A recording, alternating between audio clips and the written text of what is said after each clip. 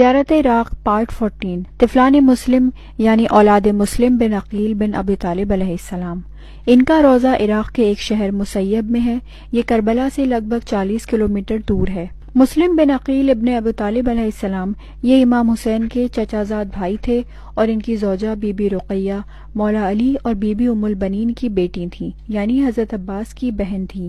یعنی یہ دو شہزادے مولا علی کے نواسے ہیں۔ حضرت مسلم جو سفیر امام حسین تھے، یعنی جب یزید ملعون مسلمانوں کا چھٹا باطل خلیفہ بنا تو پہلے خلیفہ کی طرح اس نے بھی خلافت جن کا حق تھا ان سے بیعت طلب کرنے کی کوشش کی، اور جس طرح مولا علی نے کبھی باطل خلیفہ کی بیعت نہیں کی تھی، اسی طرح جب یزید لعنتی کے حکم پر ولید نے عبداللہ بن عمرو کو امام حسین کے پاس یزید کی بیعت طلب کرنے کے لیے بھیجا تو امام حسین نے بیعت نہیں کی، اور کیونکہ مدینے میں صرف لوگ نام کے مسلمان تھے، حقیقی مسلمان کوئی نہیں تھا، اور یزید لعنتی کا حکم تھا کہ اگر حسین بیعت کرنے سے منع کریں تو ان کو قتل کر دینا، تو امام حسین نے دیکھا کہ مدینے میں میرا کوئی ساتھ دینے والا نہیں ہے، یعنی اہل بیت اور نواسے رسول کا ساتھ دینے والا، ان سے محبت کرنے والا مدینے میں کوئی بھی موجود نہیں تھا۔ اس کو دیکھتے ہوئے اور جنگ کو اوائڈ کرنے کے لیے امام حسین مدینہ چھوڑ دیتے ہیں اور مکہ کی طرف اپنے پورے گھر والوں کو لے کر روانہ ہو جاتے ہیں۔ مکہ پہنچنے کے بعد پورے عراق کے مسلمانوں میں یہ بات مشہور ہو جاتی ہے کہ امام حسین نے معاویہ کے بیٹے یزید کی بیعت نہیں کی اور مدینہ چھوڑ کر مکہ چلے گئے، جس کے بعد کوفے کے مسلمانوں نے امام حسین کو خط یعنی لیٹرز لکھنا شروع کیا کہ آپ یہاں کوفہ آ جائیں، ہم آپ کا ساتھ دیں گے۔ تو کوفے والوں کے ان دعووں کو چیک کرنے کے لیے امام حسین نے اپنے بھائی حضرت مسلم بن عقیل کو کوفہ بھیجا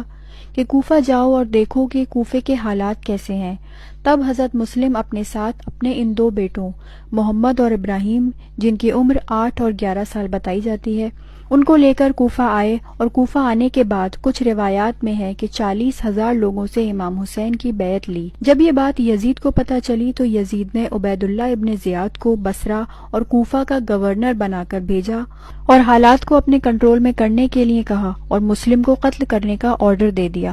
اور عبید اللہ ابن زیاد کوفہ پہنچتے ہی کوفے کے لوگوں اور قبیلوں کے سرداروں کو جمع کر کے ڈراتا ہے کہ جس نے بھی حسین کا ساتھ دیا اس کا انجام بہت برا ہوگا اور یزید اور اس کی فوج اس کو قتل کر دے گی۔ اس ڈر سے تمام وہ لوگ جنہوں نے مسلم کے ہاتھوں پر امام حسین کی بیعت کی تھی ڈر جاتے ہیں، اور ان کی تعداد 40,000 سے بالکل نہ کے برابر رہ جاتی ہے، اور یزید کے حکم پر حضرت مسلم کو قتل کرنے کا اعلان ہو جاتا ہے۔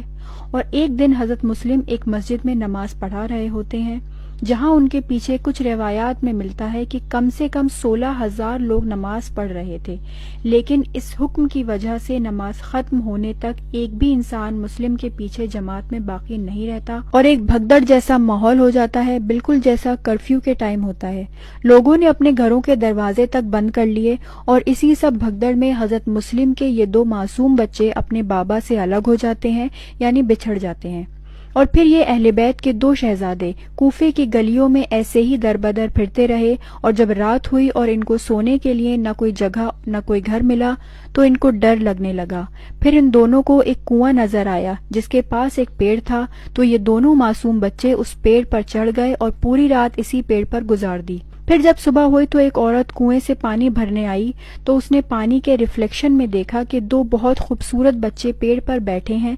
تو اس عورت نے ان بچوں سے سوال کیا کہ تم کون ہو؟ تو یہ بچے بہت ڈرے ہوئے تھے، انہوں نے پہلے اس کو جواب نہیں دیا، لیکن جب اس نے کئی بار پوچھا تو ان معصوموں نے اس کو بتا دیا کہ ہم مسلم بن عقیل کے بیٹے ہیں اور علی ابن ابی طالب علیہ السلام کے نواسے ہیں۔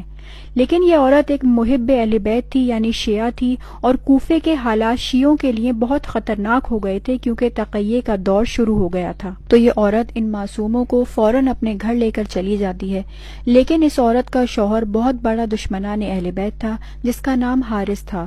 تو یہ عورت اس وجہ سے ان بچوں کو ایک کمرے میں چھپا دیتی ہے۔ پھر جب رات ہوتی ہے تو ان معصوموں کو اپنے ماں اور باپ کی یاد آتی ہے، جس کی وجہ سے یہ اکیلے میں رونے لگتے ہیں، اور ان کی آواز اس حارث ملعون کے کان تک پہنچ جاتی ہے، اور پھر یہ لعنتی ان دونوں بچوں کو ڈھونڈ لیتا ہے اور ان سے سوال کرتا ہے کہ تم کون ہو۔ ان معصوموں کو نہیں معلوم تھا کہ یہ دشمنان اہل بیت ہے۔ وہ بچے اس ملعون کو بتا دیتے ہیں کہ ہم مسلم بن عقیل کے بیٹے ہیں، اور بس پھر یہ ملعون حارث یہ بات سنتے ہی بہت غصے میں آ جاتا ہے اور دونوں معصوموں کو بالوں سے پکڑ کر بہت بے رحمی کے ساتھ کھینچتا ہوا باہر نہر فرات کے کنارے لے کر جاتا ہے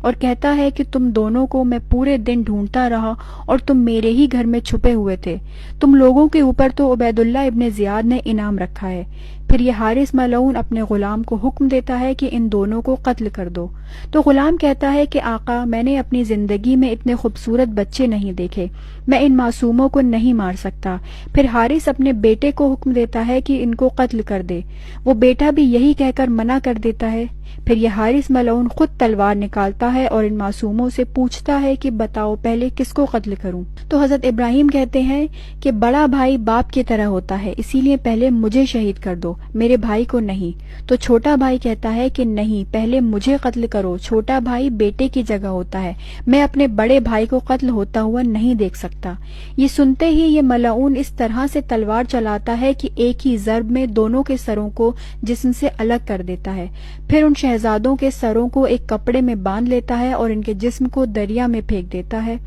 اور ان مظلوموں کے لاشیں بہتے ہوئے مسیب شہر پہنچ جاتے ہیں، جہاں ایک شخص اپنے کھیت میں کھیتی کر رہا ہوتا ہے۔ وہ دیکھتا ہے کہ دو چھوٹے چھوٹے بچے پانی میں بہتے ہوئے آ رہے ہیں، تو وہ یہ سوچتا ہوا آگے بڑھتا ہے کہ آج نہ جانے کس ماں کی گود اجڑی ہے۔ پھر ان کے لاشوں کو دریا سے نکال کر دفن کر دیتا ہے۔ پھر جب رات کو سوتا ہے تو خواب میں خود رسول اللہ آتے ہیں اور کہتے ہیں کہ تو نے میرے دو بچوں کو دفنایا ہے، میں تیری شفاعت کروں گا۔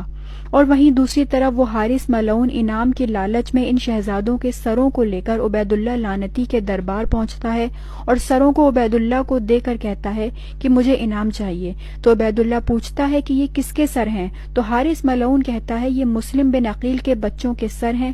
لیکن ان معصوموں کے چہرے پر اتنا خون لگا تھا کہ پہچان میں نہیں آ رہے تھے۔